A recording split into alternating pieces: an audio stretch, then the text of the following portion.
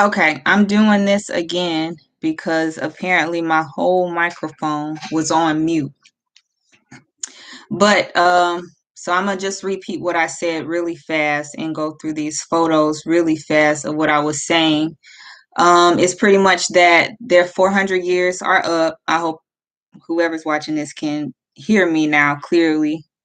But their 400 years are up, and so all of these people who are satanic and witchcraft and stuff like that, the veil is being lifted.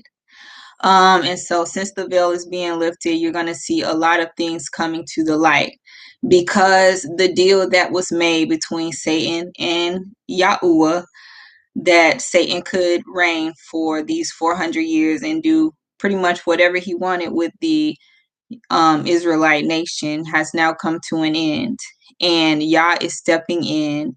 And so, what that means for these satanic witchcraft people, it means that their abilities have now become null and void. So now that the transition is taking place, you see a lot of these people in witchcraft, a lot of the satanic forces, all the witches, they are really going full force because they know that their time is coming to an end. And so that's why you see like a bunch of just craziness going on, because Yah is now stepping in for his people, and the unveiling is coming more clearly. You are starting to see a lot of the mockery that's been done with these satanic forces, these demonic entities. um I wanted to, like, I looked up the snake on the stick, looking it up now for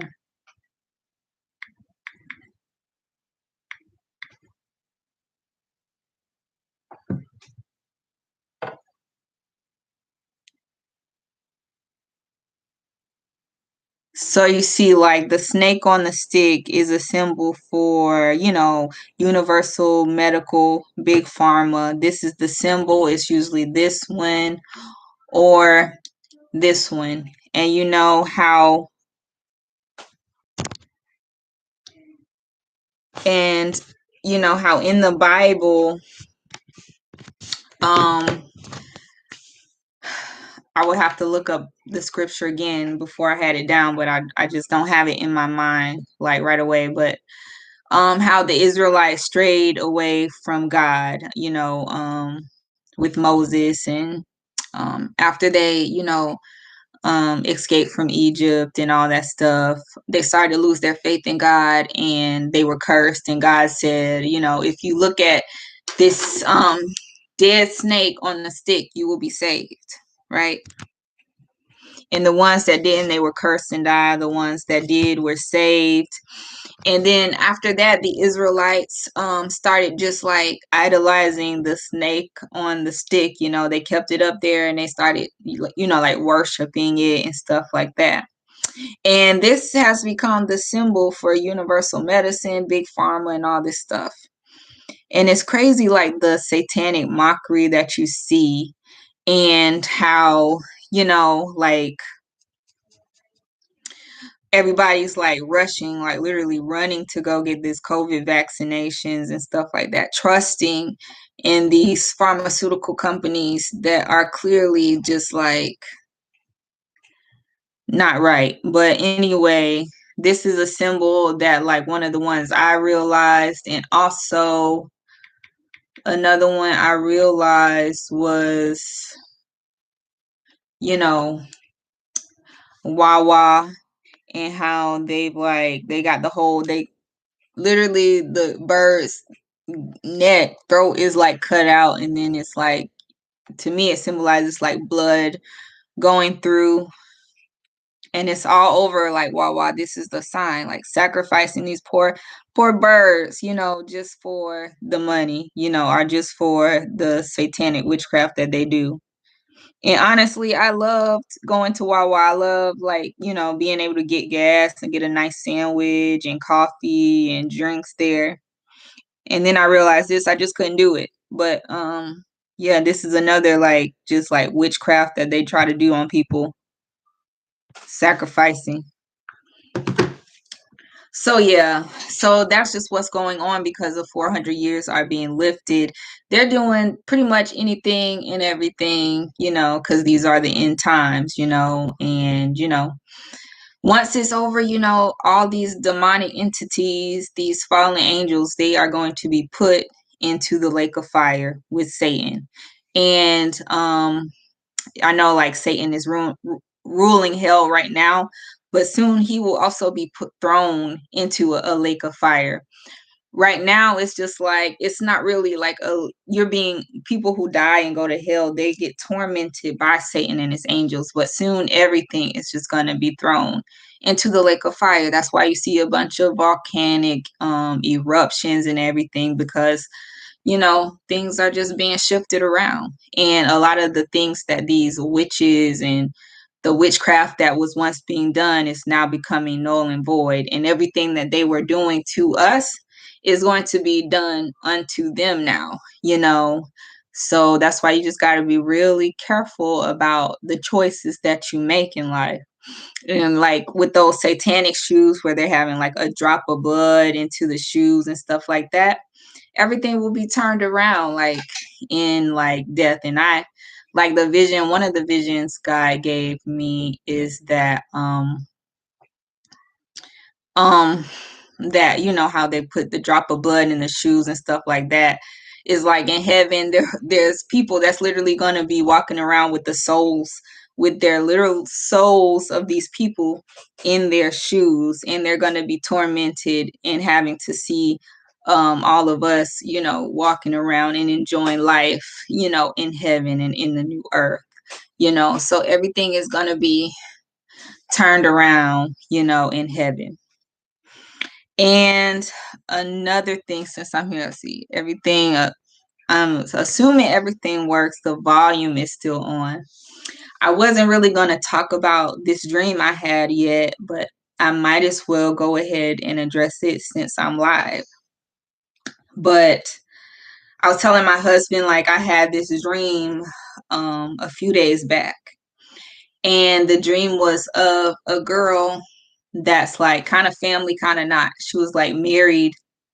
Her mother was married into the family. And like, this is the most butch girl like I could think of. Like the most dudeish type girl that I could ever even think of, that I know. And so, I had I just kind of put two and two together that I'm just going with the most butch girl.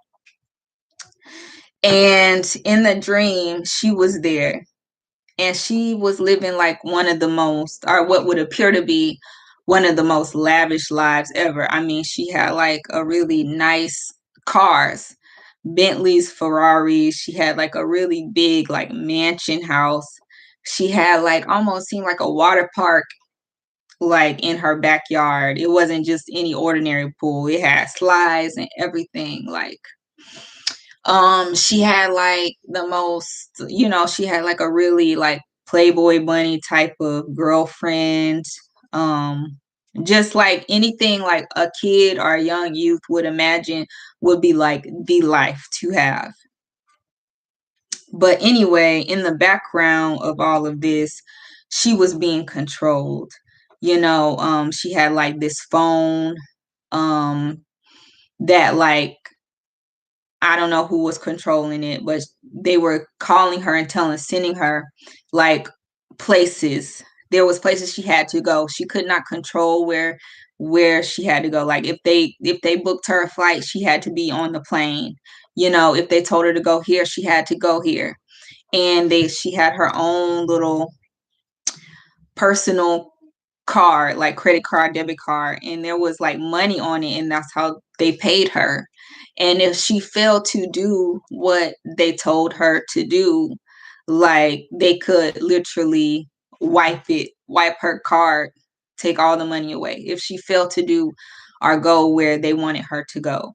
And like she had to literally participate in making porn videos. And the reason why this was the most butch girl is because they paid her for making porn videos with men. So she had to have sex with men.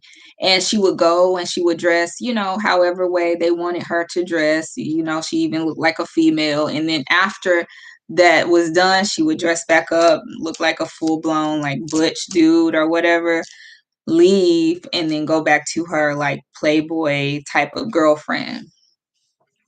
And like that's literally like she had to do whatever they told her. They could literally call her and be like, I need you to do this. And she had to do it with no say so, or they would take that whole life away from her, and she would be left like they would,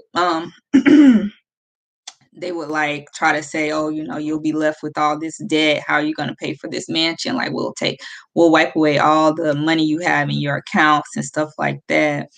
And the Playboy girlfriend that she had, really, it wasn't a real relationship. She could not really be herself with her. And there was one scene where it was like really gray and dark and mellow. And I don't know where she was at. It had to be like a fast food, like a Burger King. And she was just sitting there weeping. And I could just hear her soul like weeping. She was so miserable. Like, she had lost her whole self-worth, her whole her whole identity, her whole just worth was gone. It was like this scene where it was just like really gray, no color, and she was just like weeping because she felt so alone. And I was just like, this one person who looks to have everything, in the world is still so miserable and so alone. And that just symbolized like what happens to these people when they sell their soul or they get into this lifestyle. It's like it looks good on the outside because you have all this fancy clothes that they give you money to buy for doing exactly what they tell you to do. You have this like so-called lavish life, but at the end of the day you still feel miserable and alone and misunderstood, and no real family around, just emptiness. And so yeah, that's just the dream that I had a few days back that I wanted to share with you guys. Another thing I wanted to say that you couldn't hear in my last video is that a lot of the Israelite men, I find they are a lot nicer than the Israelite women. Like, they want to, if they could say they want to save everyone. Like my husband, he's just like, maybe they could still, be saved, or maybe they could still turn around. And then like it's a lot of Israelite women that are just like, you know what? They chose what they chose, like, you know, with me, you really won't be missed because you really haven't done anything for me in my life. But that's just how it is. Like, the Israelite women are, I think, a lot tougher with these people, with these heathens, than like the Israelite men. But that's all I had to say. Many blessings to you guys.